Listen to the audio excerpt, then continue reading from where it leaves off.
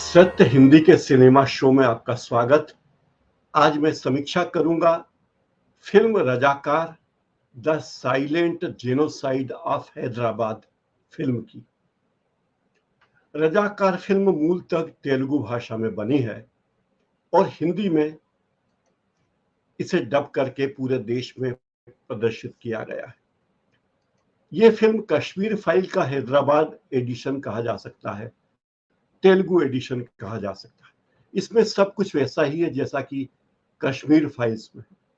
हिंदू मुस्लिम, हिंसा, बलात्कार, बच्चों को जलती आग में फेंकना। ऐसा लगता है कि फिल्म वालों को एक फार्मूला मिल गया है, इस देश में फिल्म चलाना हो तो कोई ऐसी फिल्म बनाओ कि सत्तारूढ़ पार्टी उसका समर्थन करे, चुनाव में वोटों का ध्रुवीकरण किया जा सके और एक खास पार्टी को उसका फायदा मिले। हर महीने कोई ना कोई ऐसी फिल्म आ जाती है जिसका कोई राजनीतिक एजेंडा होता है। ऐसा नहीं है कि राजनीतिक एजेंडा को लेकर पहले फिल्म नहीं बनती थी, पहले भी फिल्में बनती थी, लेकिन अब जिस तरह की फिल्में बन रही हैं वो राजनीति को लेकर कम और अपने फायदे के लिए ज्यादा बन रही है। ये फिल्म देश की एकता को बढ़ाने में मदद नहीं कर रही है, बल्कि देश की एकता को तोड़ने का काम कर रही है। रजाकार फिल्म का शुरू का आधा हिस्सा वैसा ही है, कश्मीर फाइल जैसा। हिंसा, हिंसा और हिंसा। हिंसा के बाद इसमें कोई चीज है तो वो है हिंदू मुसलमान, हिंदू मुसलमान, हिंदू मुसलमान। रजाकार फिल्म हैदराबाद को भारत में विलय करने के मुद्दे पर बनी है। यह फिल्म बताती है कि हैदराबाद के भारत में विलय को लेकर जो बेचैनी गृह मंत्री सरदार वल्लभ भाई पटेल के मन में थी, वो बेचैनी प्रधानमंत्री जवाहरलाल नेहरू में नहीं थी। हैदराबाद के ग्रामीण इलाकों में भारी हिंसा हो रही थी और जवाहरलाल नेहरू आंखें मूंदे थे, फैसला लेने में डर रहे थे, बहाने बना रहे थे। साफ है कि इस फिल्म का उद्देश्य जवाहरलाल नेहरू को, जो देश के पहले प्रधानमंत्री हैं, उन्हें एक तरह से डिफेम करना है और एक नया मानस तैयार करना है जो एक खास पार्टी के लिए या कहें कि बीजेपी के लिए एक मतदाता के रूप में आगे आए। Razakar the silent genocide of Hyderabad film में दिखाया गया है कि देश का बंटवारा होने के बाद, भारत पाकिस्तान विभाजन के बाद, कश्मीर और हैदराबाद, इसके अलावा जूनागढ़, ये तीन रियासतें ऐसी थी जो भारत में विलय नहीं चाहती थी। हैदराबाद के निजाम चाहते थे कि हैदराबाद मुस्लिम राष्ट्र बने, तुर्किस्तान बने। 224 सालों से निजाम के खानदान का हैदराबाद पर शासन था। आजादी की लड़ाई में हैदराबाद अंचल में आमतौर पर शांति थी, लेकिन आजादी के बाद जो हिंसा हुई उसने पूरी दुनिया को हिला डाला। यह भी बताया गया कि हैदराबाद के निजाम पाकिस्तान से दोस्ती करने के इच्छुक थे और इसी चक्कर में वे चाहते थे कि हैदराबाद मुस्लिम राष्ट्र बने और इसीलिए इलाके के हिंदुओं के साथ बहुत क्रूरता की जा रही थी कि या तो वे धर्म परिवर्तन कर लें या इलाका छोड़कर चले जाएं। हैदराबाद का एक स्टैंड स्टिल समझौता भी था केंद्र सरकार से और इस समझौते के मुताबिक यथास्थिति बरकरार रखनी थी, यानी जो हैदराबाद चाहे, जो भारत सरकार चाहे, कोई उसमें नई बात जोड़ी नहीं जाएगी। हैदराबाद के निजाम पाकिस्तान से दोस्ती चाहते थे तो उन्होंने तत्कालीन उस वक्त 20 करोड़, आप कल्पना कीजिए 20 करोड़ कितनी बड़ी राशि थी, 20 करोड़ रुपए पाकिस्तान को दे दिए थे और पाकिस्तान के एक राजनयिक को अपने यहां बुलाकर हैदराबाद का प्रधानमंत्री बना लिया था। निजाम ने एक अपनी अलग मिलिशिया बना रखी थी। ये भाड़े के सैनिक निजाम के लिए वसूली करते, लोगों को धर्म परिवर्तन के लिए परेशान करते, यातनाएं देते। इतना ही नहीं, निजाम ने गोवा को पुर्तगालियों से खरीदने की तैयारी कर ली थी।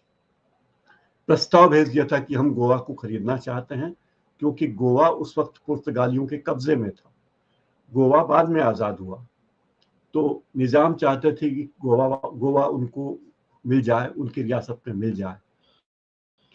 निजाम ने अपनी तमाम दौलत, हीरे जवाहरात, सोना चांदी, ये सब चीजें लंदन में वहां की बैंकों में, लॉकर्स में रखने के लिए भिजवा दिए थे। वो चाहते थे कि उन पर कोई भी खतरा कभी ना आए। रजाकार फिल्म में कोई भी बड़ा स्टार नहीं है।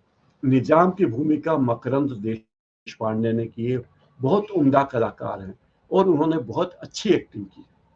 सरदार पटेल की भूमिका में तेज सप्रू हैं और हिंदी भाषी इलाके के लिए उतना जाना पहचाना नाम नहीं है। प्रोड्यूसर गुडूर गोपाल नारायण रेड्डी चाहते थे कि इस फिल्म में या तो मुंबई का या तमिल, तेलुगु या मलयालम का कोई सुपरस्टार काम करे, लेकिन कोई बड़ा सुपरस्टार इस फिल्म में काम करने के लिए राजी नहीं हुआ। तो मजबूरी में नए नए कलाकारों को लेकर और दक्षिण भारतीय कलाकारों को लेकर फिल्म बनाई गई। फिल्म में हिंसा जिस विभत्स तरीके से दिखाई गई है, वो दर्शकों के लिए देखना भी एक तरह से मुश्किल है। ऐसी हिंसा दिखाई गई है। किसानों और महिलाओं के साथ कैसे लूटपाट होती रही, महिलाओं के साथ कैसे कैसे जुल्म होते रहे, विद्रोह करने वालों को पकड़ पकड़ कर कैसी यातनाएं दी गई, ये सारी बातें इस फिल्म में है। इस फिल्म में काफी रिसर्च भी की गई है, ऐसा दावा किया गया है। और हैदराबाद के लिए, मुक्ति के लिए जो लोग संघर्ष कर रहे थे, इससे कई लोगों का परिचय दिया गया है। उन लोगों के बारे में बताया गया कि उन्होंने किस तरह से लड़ाई को अंजाम दिया। तो एक तरह से ये उन शहीदों को याद भी करती है। ग्रामीण क्षेत्रों में जो यातनाएं दी जा रही थी, उसका वर्णन बहुत ही डिटेल में किया गया है, जो वो देखने असहनीय हो जाता है। वैसे भारत की राजनीति में जितनी फिल्में बनी हैं, वो दक्षिण भारत में ज्यादा बनी है। हिंदी में तो यदा कदा ही फिल्में बनी है। किस्सा कुर्सी का एक फिल्म बनी थी जो बैन कर दी गई, बड़ी मुश्किल से फिल्म का प्रदर्शन हुआ।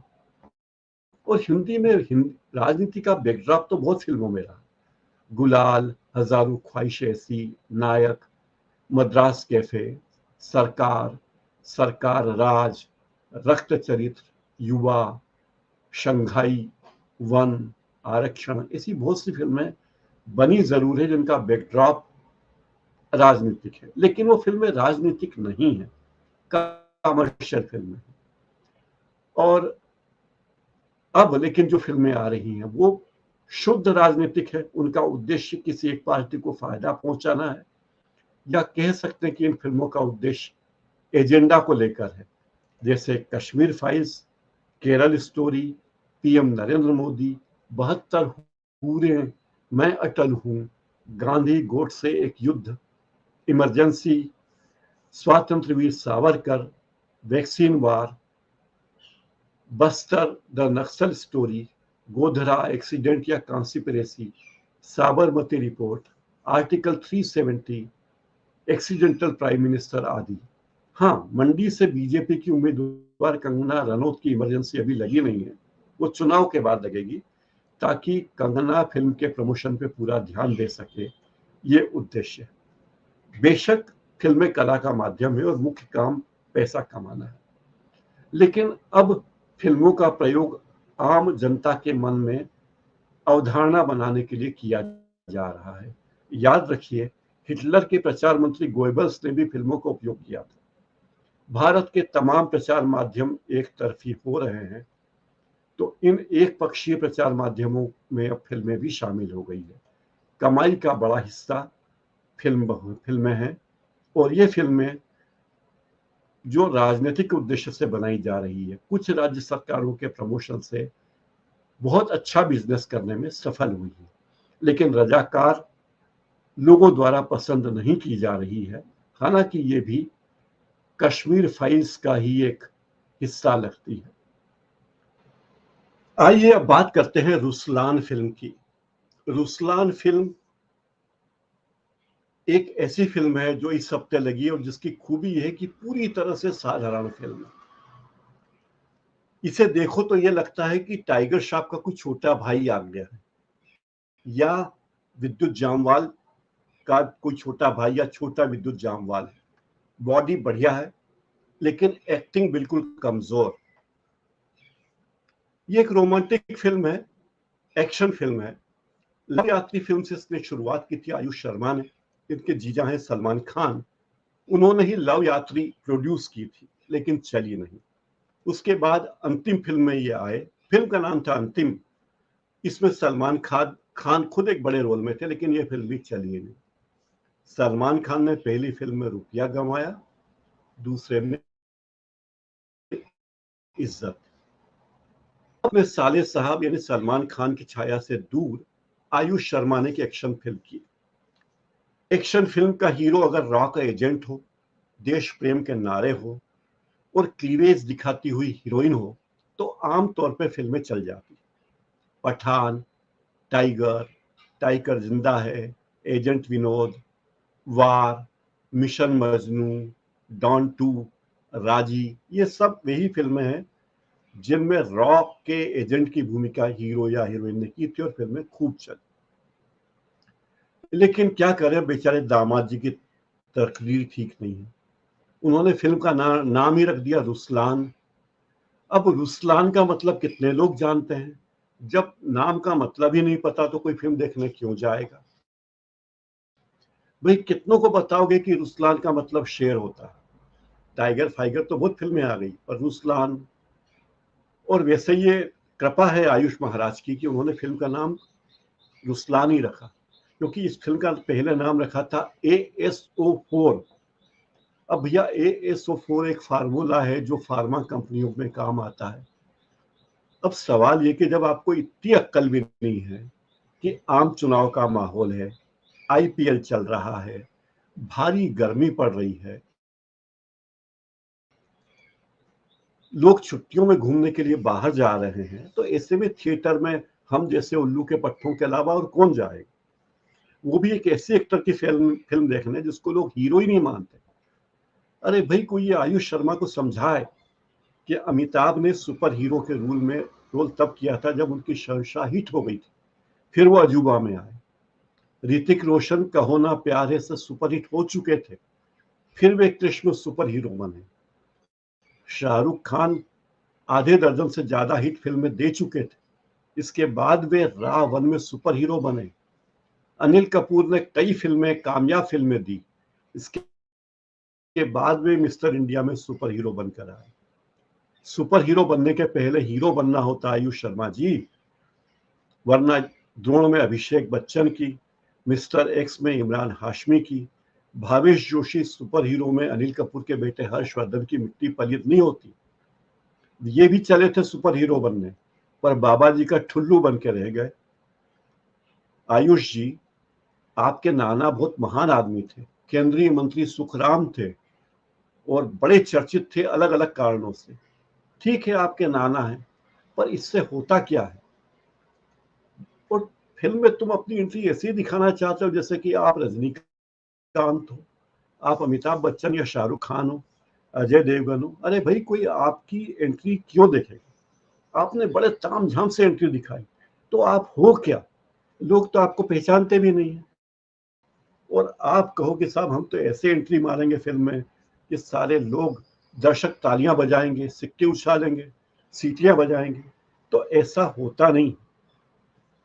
अब फिल्म का नाम रुस्लान रख दिया, मतलब लगा कि चलो भाई एक्शन फिल्म में चल जाएगी, और एक्शन फिल्म में कोई रॉ का एजेंट बने तो आमतौर पे लोग देख लेते हैं फिल्म की, चलो एक्शन है, मारधाड़ है, रेसिंग है, कार रेसिंग है, बाइक रेसिंग है, और वो सब मसाले हैं। हीरोइन है, सुंदर हीरोइन है, वो अपने क्लीवेज दिखाती है, थोड़े आकर्षक दृश्य दिखाती है। अब बात है कि फिल्मों में रॉ का एजेंट होना तो कोई बड़ी बात है नहीं, रियल लाइफ में होना कठिन है। फिल्मों में तो कोई भी हो सकता है, आयुष शर्मा भी हो सकते हैं, जान अब्राहम हुए हैं, आलिया भट्ट हुई हैं, सलमान खान, शाहरुख खान, सैफ अली खान, ये सब रॉ के एजेंट की भूमिका कर चुके हैं। सिद्धार्थ मल्होत्रा और कमल हसन भी कर चुके हैं, यहाँ तक कि सनी लियोनी और कैटरीना कैफ भी रॉ एजेंट का रोल कर चुके हैं। पर ये मत पूछना कि राह में भर्ती कैसे होती है, कैसे होती है। ऐसा लगता है कि जब कोई हिंदी फिल्म बनानी होती है तब भर्ती हो जाती है। और कौन भर्ती करता है राव में, कौन सी शक्तियां? क्या राव में जाने के लिए पहले आर्मी में जाना जरूरी होता, या पुलिस में भर्ती होना जरूरी होता, या एयरफोर्स में जाना जरूरी होता है? क्या राव में जाने के लिए आईपीएस होना जरूरी है? क्या राव में जाने के लिए आईआरएस होना जरूरी है? ये सब फिल्म वालों को इससे कोई मतलब नहीं। बस एक नया हीरो आया, उसने पैसे लगाए, उसको फिल्म में रोल करना है, रॉ का एजेंट बना दो, जासूस है, रॉ का एजेंट है, तो उसको 64 कलाएं तो आई जाएगी, उसको आ जाएगा ढिशुम ढिशुम करना। इस फिल्म में आयुष शर्मा ने यही किया है, ढिशुम ढिशुम किया है, हथियार चलाए हैं, चाकू, छुरे, कुल्हाड़ी, बंदूक, रिवाल्वर, मशीन गन सब चलाए। और कई बार तो बिना हथियार के भी उसने 150 हथियारबंद लोगों को ठिकाने लगा दिया फिल्म में। तो थोड़ा तो दर्शक की अकल पे तरस खाओ, उसे इतना गधा मत समझो। और फिर इस फिल्म में दिखाया कि कैसे अंडर वाटर स्विमिंग करता हीरो, वाहन कैसे अंधाधुंध तरीके से चलाता है, हर तरह के वाहन, चाहे हेलीकॉप्टर उड़ाना हो, चाहे लॉन्ग जंप करना हो, चाहे हाई जंप करना है, बिल्डिंग से कूदना हो, हर लेवल की मास्टरी। अरे ये हो सकता है क्या? रियल में रॉ एजेंट आ जाए तो भी नहीं कर पाएगा। इसके अलावा फिल्मी रॉ एजेंट को सारी दुनिया की जानकारी होनी चाहिए, लंदन में, हांगकांग में, इस्तांबुल में, अजरबैजान में, उसको सब पता होना चाहिए कि कहाँ से कौन सी सड़क जाती है, कहाँ कौन सा होटल अच्छा है। इसके अलावा नाचना, गाना, गिटार बजाना, ये सब भी उसको आना चाहिए।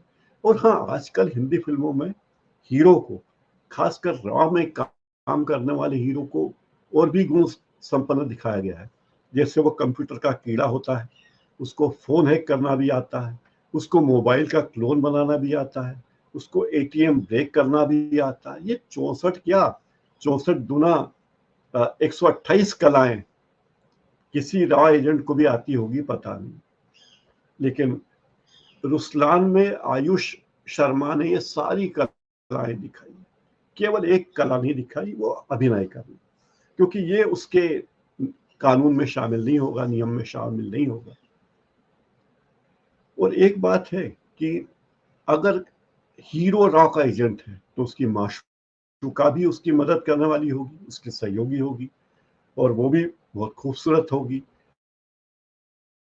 लड़ाई झगड़े में माहिर होगी, इन तमाम गुणों में माहिर होगी। ये सब चीजें इस फिल्म में दिखाई गई है। इस फिल्म को आगे ले जाने वाला कोई भी नहीं है, न इसका गीत, न संगीत, न अभिनय, न कहानी, न पटकथा। इसमें कोई भी चीज ऐसी नहीं है जो साधारण से अच्छी हो। सभी चीजें एवरेज लेवल की, ये सभी चीजें औसत दर्जे की। ये एक डायलॉग है इस फिल्म में, वो भी बता दूं। हीरो बोलता है कि ये 1960 का भारत नहीं, नया भारत है, और ये नया रॉ है। रॉ न केवल लोगों की जान बचा सकता है, बल्कि वक्त आए तो दुश्मन की जान ले भी सकता है। तो ये मोदी जी का नया भारत है, ये आयुष शर्मा का नया रॉ है। और फिल्म का निष्कर्ष ये है कि आतंकी का बेटा आतंकी हो जरूरी नहीं, और आतंकी का कोई धर्म नहीं होता। यहाँ हिंदू भी आतंक का समर्थक हो सकता है। भाई, रुस्लान की मैंने बहुत आलोचना कर दी, लेकिन इस फिल्म की खूबियां भी हैं। एक तो ये कि इसमें एक्शन सीन बड़े जबरदस्त है। दूसरी खूबी है कि इसके गाने कम हैं। इसमें टर्न और ट्विस्ट बहुत अच्छे हैं, और इसका अंत ऐसा है जिसकी कल्पना भी दर्शक नहीं कर पाता। लोकेशंस बहुत अच्छी है, और सबसे बड़ी बात यह है कि यह फिल्म बहुत लंबी नहीं है। केवल 139 मिनट में खेल खत्म, पैसा हजम। लेकिन अगर आप इसके भी पैसे बचाना चाहें तो इसका ट्रेलर देख के काम चला लीजिए, क्योंकि इसके ट्रेलर में वो सब बातें हैं जो इस फिल्म में है। इसलिए ट्रेलर देख के भी आपका काम चल जाएगा। बहुत बहुत धन्यवाद।